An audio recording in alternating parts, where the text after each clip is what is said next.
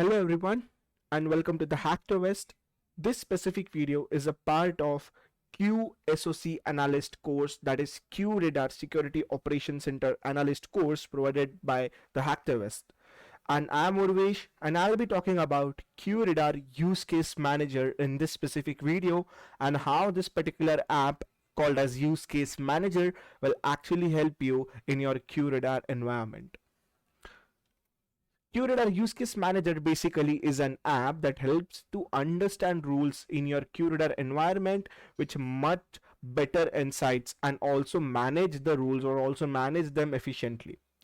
Basically, we all know that why actually we do use an SIEM. What is the need of an SIEM? The main purpose or the ultimate purpose that an SIEM is present is to provide early signs of attack detection in our environment. Now, this early signs of attack detection is only possible when the specific SIM that we are using, QRadar in this particular case, have a good set of rules. And yes, this is what makes QRadar stand apart or special in compared to any other SIM out there, that QRadar actually have a large set of predefined rules in its own system. Now, having these many rules or having a large set of rules is not only the ultimate conclusion for getting the early signs of attack detection using your SIM, but the main question that we need to ask, that are these many rules even necessary? Having a lot of rules, as you think, could be a plus point, but it's also a biggest drawback, because these many rules, if they are present in your SIM environment, then it could lead to false positives, and it simply means that your QRadar or that specific SIM is not well tuned up. Now, having a lot of rules is not a problem over here, but we need to actually understand that how many rules are even needed in our system, and actually to which rules redefinement or some changes are needed in those specific rules or building blocks according to the efficiency of our system or according to our technological and organizational requirements. In order to fulfill this particular gap, QRadar Use Case Manager will actually help us to achieve that specific goal of analyzing the existing rules. Now, apart from what it does to the rules, what else does it does, we will just cover it. Let's deep dive into the specific topic of Use Case Manager. Let us see Use Case Manager as per the official documentation provided by IBM. So, QRadar Use Case Manager includes a use case explorer that offers flexible reports that are related to your rules. QRadar Use Case Manager also exposes predefined mappings to system rules and help you to map your own custom created rules to MITRE's attack tactics and techniques. So this is one of the most efficient and the most biggest advantage of this particular app Use Case Manager, that apart from seeing or having a better visual insight on the existing set of rules, it also automatically maps all those particular rules as per the MITRE's attack tactics and techniques. Now, whenever you're using QRadar Use Case Manager, there are three keynotes or the three highlights that actually you will benefit out of, that you need to keep in your mind. So how does this Use Case Manager will actually help you? If I just want to pile it up in some pointers, then there are these particular 3 points in which this Use Case Manager will be very beneficial in your QRadar environment. Number one, understand existing rules. Means actually it will help you to understand the existing set of rules in your environment. It simply means that how many of rules are enabled, how many are disabled, what are the building blocks associated with those rules, and etc etc conditions, what are the DSM associated with those rules, when the specific rule will trigger, when you actually see the rule conditions and all. So in short, you're actually getting a better insight on the existing rules. Number two, get insight on more rules, and this is one of the another biggest advantage of using Use Case Manager. Now, if I just want to give out an example on this, suppose you have around a specific set of rules installed in your QRadar, and tomorrow when you actually visit IBM App Exchange, that is the ecosystem or that is the marketplace for getting more content extension packs and rules and additional all those other things, right? So for example, tomorrow I visit IBM App Exchange and I find an content extension known as IBM Endpoint Content Extension Pack. Now that specific content extension pack have a lot of rules, and that too which are associated with a lot of latest IOCs, or you could say threats such as WannaCry, Petya, non-Petya, Bad Rabbit, ransomwares and all. So I want those specific set of rules in my QRadar environment using that specific content extension pack. But if I just directly browse into IBM App Exchange, I won't be able to see what are the actually the set of rules and what are the actual building blocks or the conditions through which those rules are actually provided in that content extension pack, right? So before actually even installing a content extension pack, that is additional rules from App Exchange, using use case manager I could actually see the rules that are present in that content extension pack. Without even installing them, I can see what are the rules, what are the test conditions, what are the building blocks associated, and how the rule works in action. So I can just see those rules which I have not even installed in my system in order to check that whether those specific rules are actually beneficial for me or not, and then I can proceed with the installation part of those content extension packs. Now we will actually see that how does it get insight from the IBM App Exchange and how does it work in this particular real time on gaining this particular insight when we'll actually see the demonstration.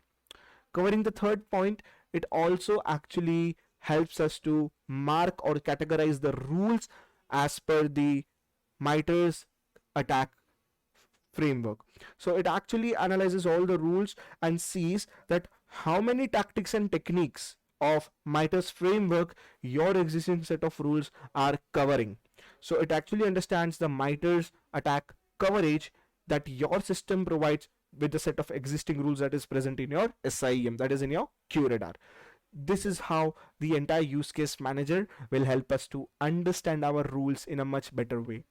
Now, in order to understand use case manager properly, it is quite important to understand about MITRE's attack framework also, because without understanding MITRE's attack framework, we won't be able to understand what is the actual benefit or what is the actual beauty of using this particular QRadar use case manager. So let us understand about this MITRE attack framework. As per the official definition, MITRE attack is a globally accessible knowledge base of adversary tactics and techniques based on real-world observation of cybersecurity threats. They are displayed in matrices that are arranged by attack stages from initial system access to data theft or machine control. In short, if I just want to pile up or summarize a non-technical, or you could say a simple definition of MITRE attack, is nothing but just it's a framework that demonstrate different kind of tactics or different kind of techniques. In short, tactics are the adversary goals that what an attacker is trying to achieve, and which technique the adversaries are trying to perform while achieving those tactics or while achieving those goals is nothing but just the MITRE attack framework. Let's deep dive into this now. So MITRE attack framework describes how adversaries penetrate the network, move laterally, escalate privileges, and evade the defense mechanisms. Attack looks from the point of adversaries and what they are trying to achieve using some specific methods, as I already said a while ago. Here, adversaries penetrate the network, it simply means that how the attacker is trying to penetrate into the network and move laterally, how the attacker is trying to escalate the privileges, and overall evade the defense mechanisms that have been put into place for better security purposes, right?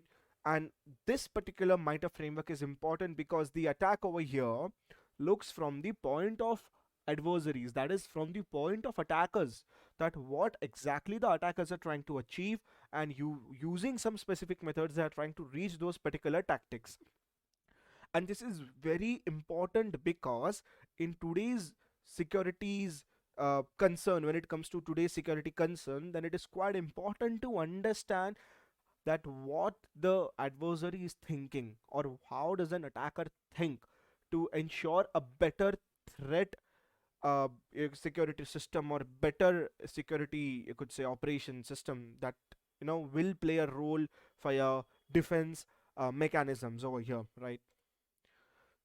Let's deep dive more into attack and let's understand exactly what it's trying to say us. Attack organizes adversary behavior into specific series of tactics. Some examples of tactics are defense evasion, privilege escalation, data exfiltration, etc. Within each tactic category, there is a series of techniques. Each techniques define a way an adversary may achieve the objective. Attack is based on real world observations, so it allows to focus on specific adversaries and the technique they have used. Now, why it is actually attack is focusing on the adversaries more? Because as I already said, it is important to think like an attacker, or it is important to know that what a specific adversary is trying to achieve. But depending upon the skill set and the resource and the security defense mechanisms that you have, it is quite point where different techniques may be considered in use by the adversary in order to achieve that specific attack goal or achieve that specific tactic. Simple. So depending upon those skill sets or the defense mechanisms and other things that are there with the adversary, there is not only a single technique, but there are a lot of techniques that are present within a series of tactics that adversary may try to do using those techniques to achieve that particular tactic objective. Now let us see and try to understand what exactly MITRE ATT&CK framework is and how it actually categorizes these matrices according to tactics and techniques. This is the official website that you could find on Google or on the internet, attack.mitre.org. That is the official website for MITRE ATT&CK. Now you could see there are a lot of options and the resources available out there on the official website. You can find more information about MITRE ATT&CK and how it is useful, how to get started and all those kind of things. You can easily find out over here. But one thing that we are actually focused over here is because we are interested in use case manager and not in MITRE in general, right? So I'll just directly jump over here into tactics and choose enterprise, and you can see there are a lot of tactics that are present over here as per the enterprise, and each tactic has its own tactic ID that you can identify any tactic using its tactic ID. So there are different kind of tactics. Example, reconnaissance. The advisory is trying to gather information so that they can use to plan further operations, right? So this is how different tactics have been categorized from reconnaissance, resource development, initial access, execution, persistence, privilege escalation, defense evasion, credential access, discovery, lateral movement, exfiltration, and impact, right? So it is actually a specific flow that's starting from the reconnaissance phase, because the adversary will actually start with reconnaissance to gain information about the objective or the specific target, and then at the last will actually come to impact, that the adversary is trying to manipulate, interrupt, or destroy the entire systems or the defense mechanisms that you have, right? Now for example, if I choose any of following tactics such as privilege escalation, just for an example, you will see much more deep information about this particular tactic and what it is all about and what the adversary is trying to achieve. So the adversary is trying to gain higher level permissions, and then over here you can see the techniques that are under this specific tactics, and each technique also have a specific ID and sub ID of those specific techniques. So for example, technique T1548.001 has also 002 and 003 and 004. So if I talk T1548 technique 0.001, then it will come into stewed and setgit. And if I talk about T1548.003, then it will come under sudo and sudo caching, right? So here, in order to perform this specific tactic or in order to reach this specific objective of privilege escalation, these are the techniques that an adversary may actually take in use for reaching out that specific technique, tactic I mean, right? So this is how the entire MITRE ATT&CK framework is compromised, and that is the reason it is quite important, because it actually tells us that what specific goal is the adversary is trying to reach using a specific tactic and the techniques, right? You can find a lot of more information about this particular MITRE ATT&CK framework on their official website, that is attack.mitre.org, right? So now without any further to delay, let's directly start with our main topic of interest, use case manager. So let us understand that how you can actually install QRadar UCM, that is QRadar use case manager, inside your QRadar environment. So all you need to do is just head over to the IBM App Exchange website, make sure you log in your account, because without logging in you cannot download the specific zip file. And then search for QRadar use case manager, and it will lead you to this specific app, QRadar use case manager. You can just click on download and it will actually download the QRadar use case manager zip file for you. In my case, I have already downloaded it, so I won't re-download it again. Then you all need to do is head over into your QRadar. Inside the administration tab, inside the admin console, you'll find an option called as extension management. Execute that extension management option and you'll get a list of all the content extension packs or the apps that are there from the IBM App Exchange and which are installed in your system, what kind of apps there are there in your QRadar environment. Now all you need to do is click on this add and locate that particular zip file that you just downloaded for use case manager. So here is the particular zip file, use case manager, and the version at the time when I'm recording this video is 3.1.0. Now IBM keep releasing their updates and all those kind of things inside their apps on App Exchange, so make sure you always use the latest version. Click open and choose the tick mark install immediately and then click add.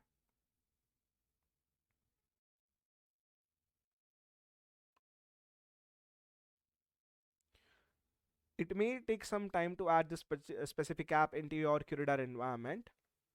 We just need to wait for a while till it finishes the loading process.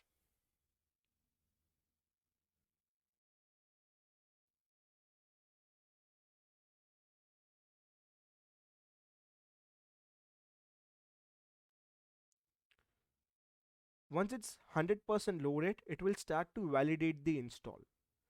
And even before installing, it will actually again confirm you like this, that do you want to actually install this particular extension, and I'll choose install. Now this point over here, it could take around 5 to 10 minutes of time depending upon your system and the performance and various aspects, right? So kindly be patient till it installs, and then after the installation is completed, we will see the post installation steps. So once it's installed, you can see the specific option called as OK, and it will tell you the extension has been installed successfully. Choose OK. And here you can see in the extension management tab, use case manager, and the status is installed. Now all you need to do is go into your QRadar admin console again. You can see that there are some changes that are undeployed over here. Just because you have installed the extension, right? But it doesn't mean that we'll actually deploy the changes now, because we need to do a few more steps before actually we deploy this specific changes. The very first thing that you need to do is just refresh your QRadar, and here you will see an option use case manager. Once you refresh it, then go back into admin tab,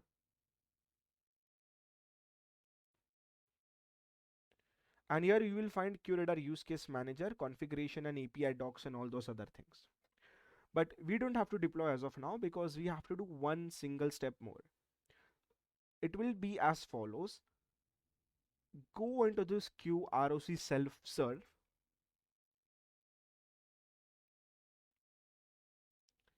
click on authorize service management, click on add, and add a service name as use case manager, user role as security administrator, and security profile admin. Click on this tick box no expiry so that the token won't expire. Click save.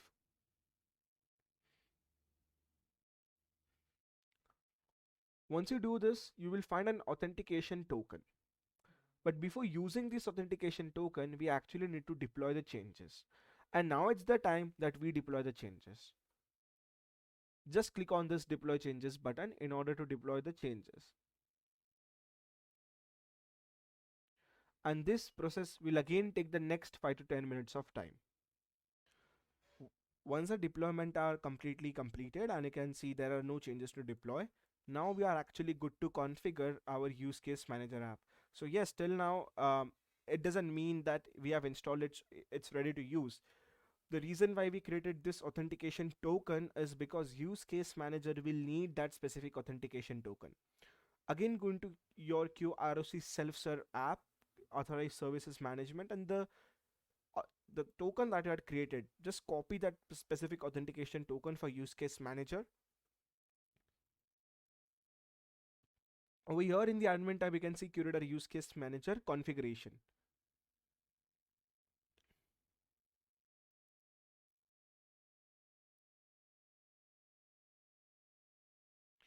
And here you can see it is asking for a authorized service token. And this is a field where you have to actually paste that authorized service token and then click on submit.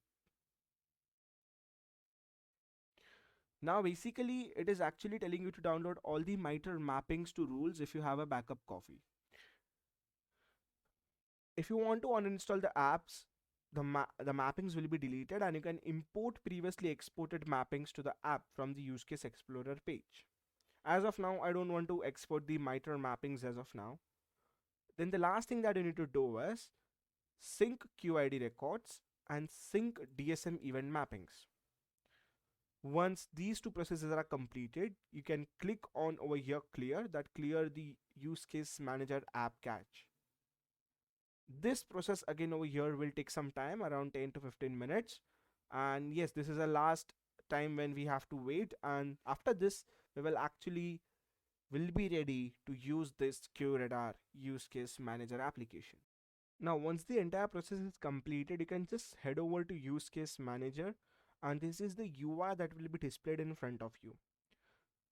Just for a while, I'll just close this filter options because I don't want to apply any filters.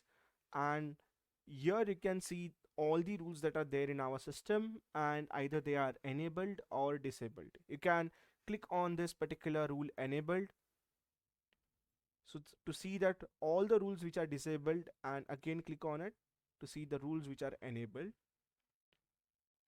And if I just again click on it, it will be in the same condition as it was previous, right? And here you can basically choose that how many items you want to display per page. In my case, I have kept it 20. So if I just play with this option saying that I want 50 items to be displayed in one page, so I'll get 50 items, or you could say 50 rules displayed in a single page. I'll just keep 20. Here is the search option where you can search for the rules if you know any, or if you just want to actually search for a specific rule. In my case, let us search for a rule that will actually generate an offense for multiple login failures. So I'll choose multiple login failure.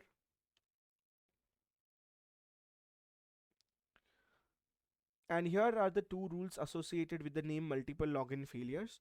So multiple login failure from the same source and multiple login failures to the same destination. Let us try to see what this specific rule is all about. So in use case manager, as soon as you click on any of the rule, this will be the UI that it will display in front of you. It will actually tell you whether the rule is enabled or disabled, the notes, the test conditions that are being applied over here. See, apply multiple login failures from the same source when the events are detected by the local system, and when an event matches any of the following building block category, that is authentication failure, and when at least 10 events are seen with the same source IP and different username in 5 minutes. Now, as I said, this is the beauty of use case manager, that will automatically map the specific rule and its test condition according to the MITRE attack and which specific tactic it is falling into. Then groups, rule actions, rule response, that whether it will create an offense or not, rule details, the building block, and the log source types means which are the log sources on which this particular rule is applied, right? Now, whenever we wanted to edit a specific rule, all we need to do is first go into offenses, then click on rules, search for the specific rule, and then edit it in the rule wizard. But using use case manager, you can actually ease this process by just clicking edit in rule wizard.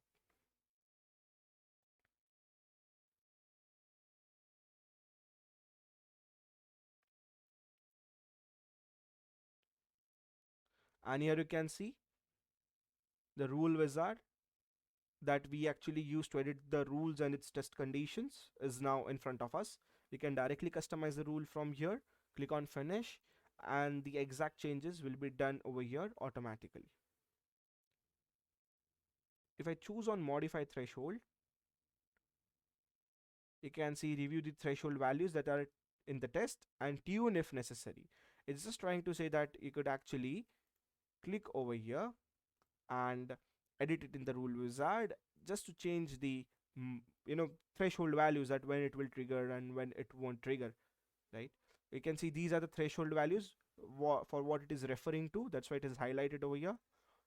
It's just showing you that you could modify these threshold values, right? And then you can see a right hand side there is a graph kind of presentation. This is a rule name, this is the building block basically category, that is a reference set. If I click on custom property, if there are any custom properties associated, it will automatically show me that as well. And if I just click on log source type, it will again show me the list of the log sources which where in this rule can be applied. Over here, as it is already mentioned, 8 log source types. I'll just close this specific rule. Now let us try to understand that how this filter option is working over here. Click on filter option and you can see already there is one filter already applied, that is rule or building block. So this filter means that either the rule or the building block is displayed over here. You can see there are more filters, rule name. If you know a regex value or the specific rule name, you can search via that. You can choose that only display the enabled rules or the disabled rules, which you can actually do from here also. Rule or building block, here it is saying rule. If you choose building block, then it will give you the list of building blocks. Type, on which specific type it is actually applied, whether it's for events, flows, or it's for offenses. Origin, rule category, whether it's a custom rule or the anomaly detection rule, in which group it is residing. So if I choose authentication over here and click apply filters, so it will give me the results that all the rules, here it is written rules, and which rules I want, the rules for the authentication. I'll just close this filter and you can see all the rules that are there in my system that resembles authentication are present over here. For example, again we'll see another example for another rule, that multiple login failures for single username, or let's choose another example, login failures followed by success to the same username. It means there are multiple login failure, and after those multiple login failure there is a login success. You can see over here the reference sets, authentication success, multiple login failures for a single username, and which building block category it is, authentication, right? Again, you can see the rule is enabled, the notes, what are the test conditions that are applied, what are the method attack mappings, and all the other things that we have already seen. You can just, now let's try to edit this specific rule in the rule wizard. Here it is showing me that there are two threshold values. So what it's trying to say, let's understand this test definitions over here, that when the building block category authentication success matches 1 times in 5 minutes after multiple login failures for the single username and match with the same username, right? So if there is a single login success or the authentication success in 5 minutes after authentication, multiple login failures for the single username, over here it is a rule again. So this specific rule will trigger after this specific rule is triggered. So once this specific rule is triggered, that if there are a lot of authentication failures, right? If there are a lot of login failures, once this rule is applied, and after that this specific rule is fired, and if within 5 minutes there is a single authentication success or login success, then this rule will fire. If I click on edit in rule wizard,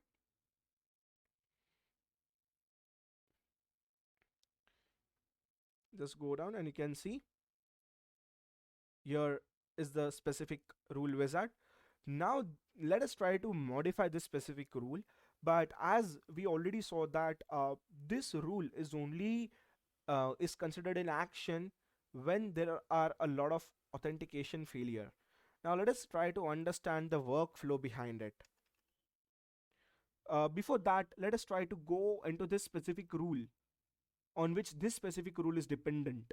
So I'll click on multiple login failures, and again a new rule wizard will open, and you can see selected items, multiple login failures for the single username, right? This is the selected rules that have been applied. So this rule is actually dependent on multiple login failures for the single username. So this is the rule that on which this authentication success rule is dependent. Now let us try to understand that. I'll just close this and look out for the rule over here. So this is a rule that will trigger first, and once this rule is fired, after this rule is fired, if in 5 minutes there is a single authentication success, then this specific rule will fire. So let us try to first look at this specific rule for multiple login failures for the single username. So for example, there is an Linux machine, the username is admin, and there are a lot of multiple login failures for the user admin again and again. So this rule will trigger. Let us see what are the threshold values over here and what are the test conditions. So this is the interesting part where we need to focus for the threshold values, that at least 10 events are seen with the same username in 5 minutes. It simply means if there are 10 login failures in 5 minutes, then trigger this rule. Now let's edit this rule in the rule wizard.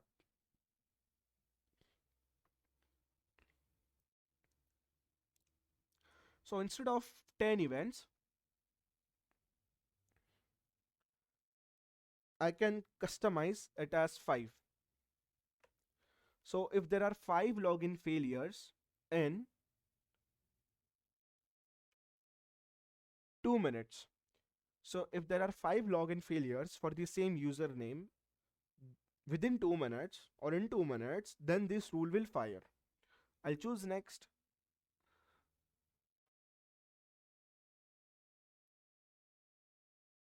And ensure the detected event is a part of an offense, and yes, index the offense based on username.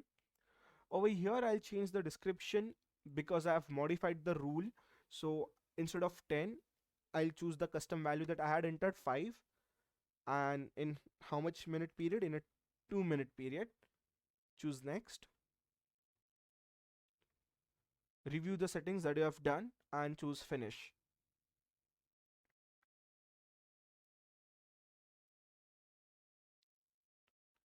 Right? Now, once it's done, I can just see review custom properties and just close it. Just reopen it. And you can see once you reopen, your specific test condition that you have saved or the test conditions that you have changed now will be reflected instead of the previous test condition. Correct? Now let us try to understand this workflow over here. So I'll just open a Visual Studio editor. So what this rule is trying to mean, I'll just take a new notepad and assume that there is a Linux machine, which is a Ubuntu machine, and we have a username called as admin. Okay, and this rule simply means that if someone is trying to log in into this admin account, for example, someone is trying the password 123 123 123 123 and 123 or any random password 5 times, it simply means that any person is trying to log in into this admin account 5 times and the authentication that is made is failed. I mean, he or she is not able to successfully log in because the password is wrong. So it is a login failure. So if there are 5 login failures, let us understand this. If there are 5 login failures for the same username. In our case, it was admin, just for an example. Then the rule is fired and offense will trigger. This is how this specific rule test condition is trying to make us understand that what actually it is doing in the backend. Now let us go back to the rule that we were seeing initially, that login failure followed by success. So over here it means that this specific rule will fire after this specific rule is fired. So once there are 5 login failures for the single username in a 2-minute period, here I just forgot to mention, if there are 5 login failures for the same username in a 2-minute period. Over here the same username is admin, then the rule is fired and offense will trigger. Now in addition to this rule, if after 2-minute period, once this rule is fired and offense is generated, after 2-minute period, if there is one authentication success, means someone is successfully trying to log in into this admin account, someone have actually logged in, admin into the admin account, someone have actually entered the correct password and logged in. After this specific rule have been fired, within 5 minutes of time, if there is even a single authentication success, then trigger an offense, right? So this is how this specific rule is working. But instead of 5 minutes period, in 5 minutes, I can just change the threshold value over here again. Instead of 5 minutes, I can choose that I want this to trigger in 3 minutes, suppose. And I'll choose finish. I'll just close this once and I'll open it again. And you can see over here the value is being modified again, right? Now how this specific test condition is working now. So if there are 5 login failures for the same username, that is admin in our case as an example, within a 2-minute period or in a 2-minute period, then the rule is fired and offense will trigger. Once this rule is fired, once this login failure rule is fired and the offense has generated, now what could be the offense? That multiple login failure for the same username. This will be the offense fired. After this offense is fired, if there is even a single or one successful login attempt, then an offense will trigger. And what will be the offense then? The offense will be multiple login failure followed by, preceded by login success. So this is how the entire conditions are working in this specific example that I've just narrated. Now let us try to explore this filter option more. And I mean, there are a lot of things that you can play around with this filter option, but another interesting thing that I love to play with is this MITRE ATT&CK filters.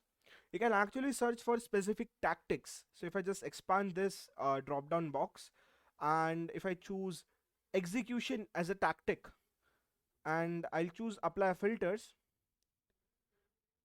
it will actually load a list of all the rules that fall into the tactic of execution as per the MITRE framework. So this is how you can actually efficiently use, you could say, QRadar use case manager. And now let's deep dive into more things that you can do. Another interesting thing that you could use in this particular UCM is this download button over here. So there are two options in exporting the rules. That is, export the rule data that is in the current report to a CSV file to view it in Excel file or something. Or the second option, which I actually love the most, is export rules and their dependencies.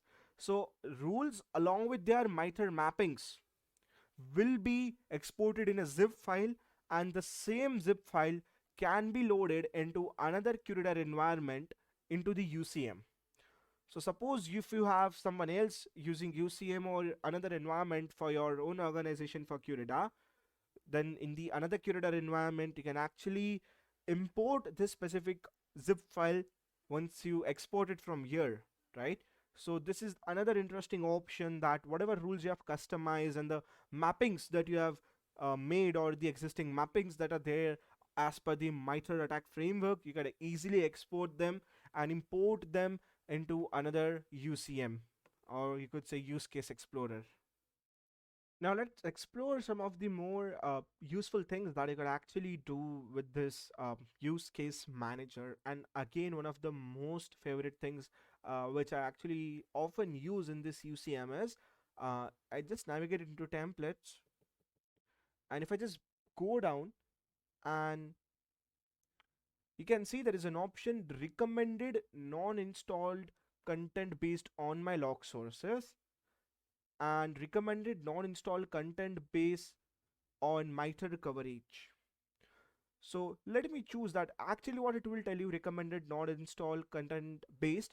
So it will actually give you the list of all the content extension pack which are not installed in your QRadar environment as per the category of log sources. If I just click on it,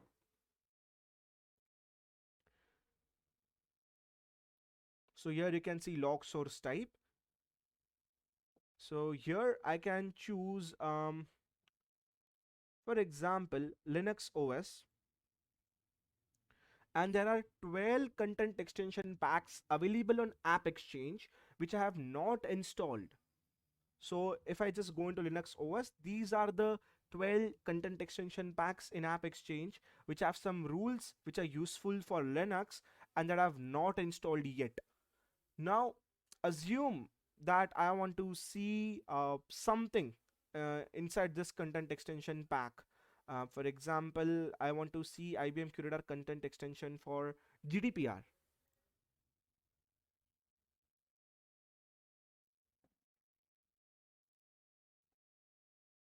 I just have to expand this particular thing, and I can see a rule inside over here. If I click on that specific rule,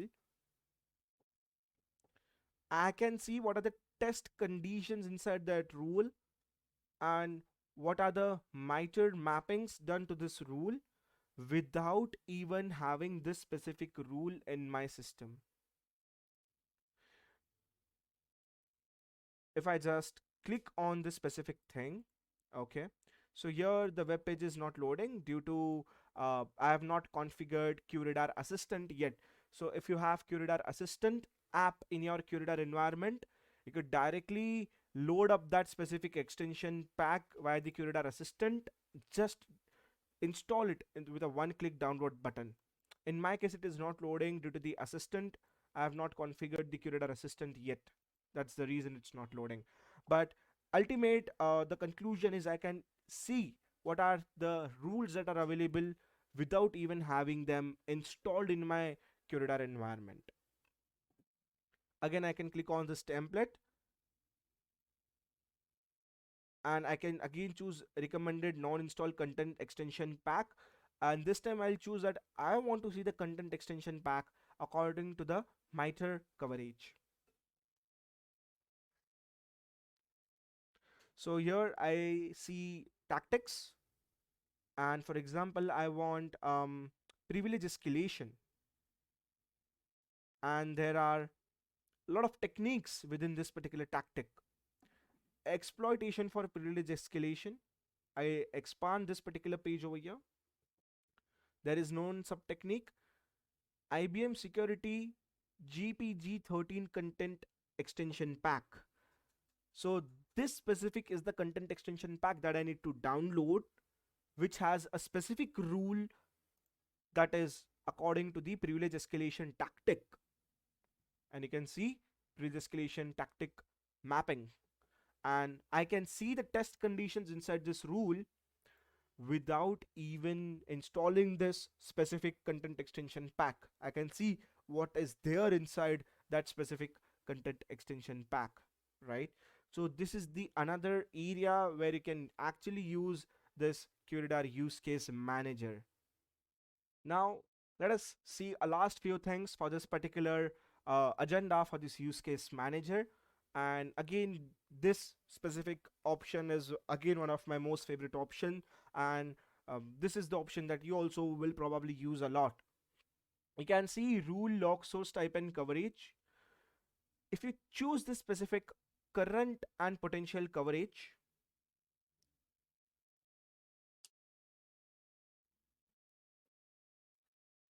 and I will actually drag down this option over here.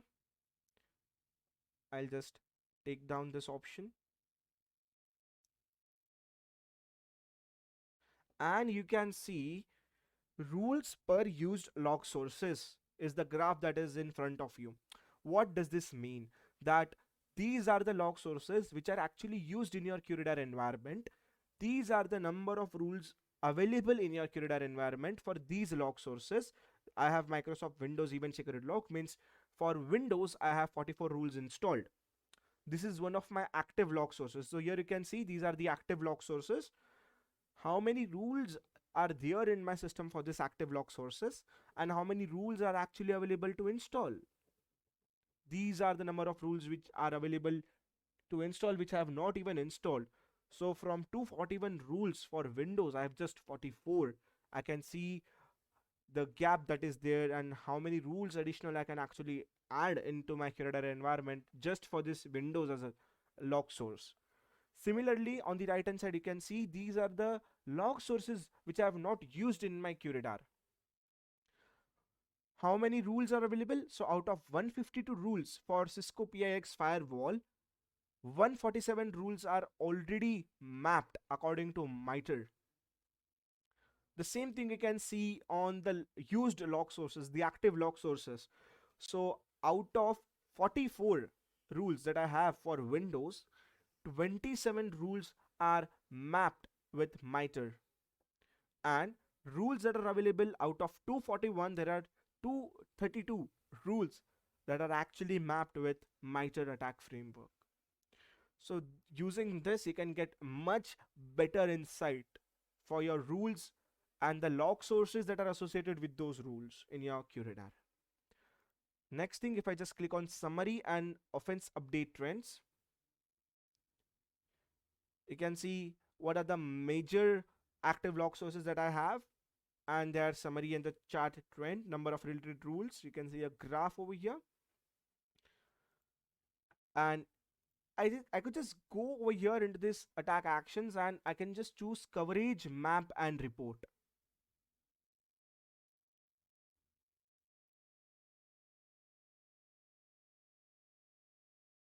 Here you can see it's taking some time to load.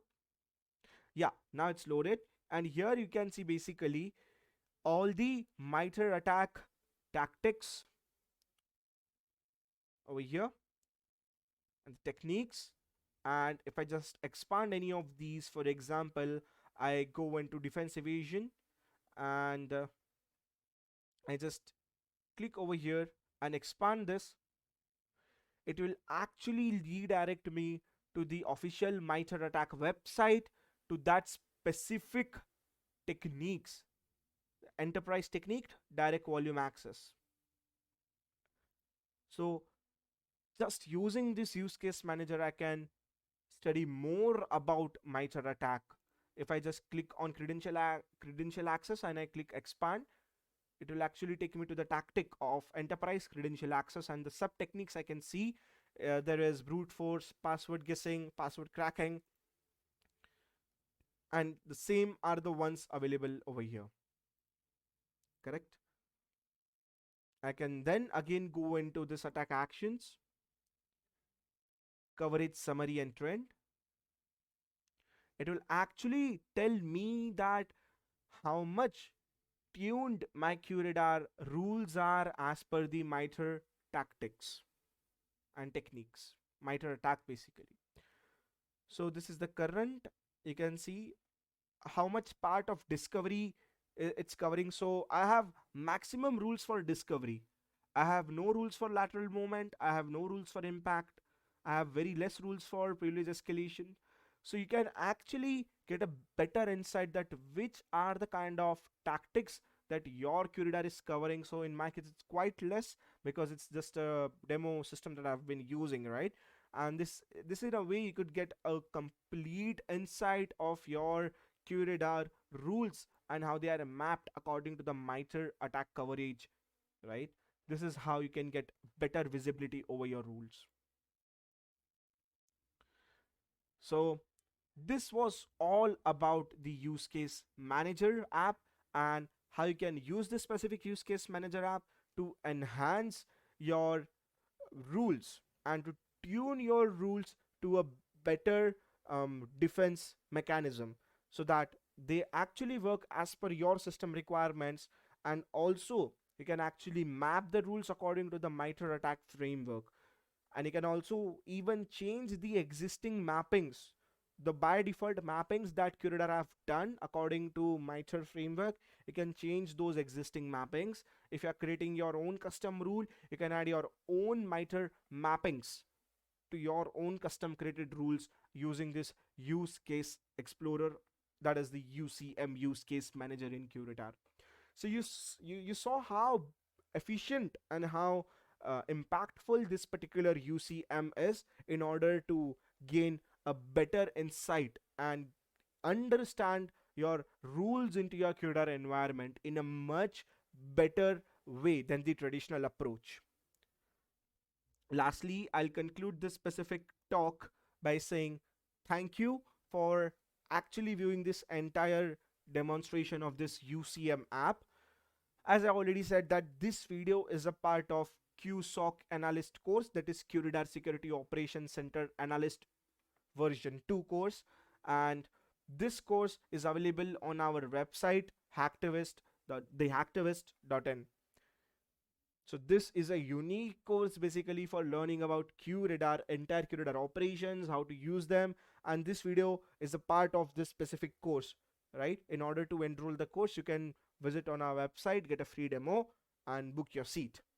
Thank you, and I'll again meet you in any of these kind of next upcoming video. Till then, stay tuned and keep watching the Hacktivists.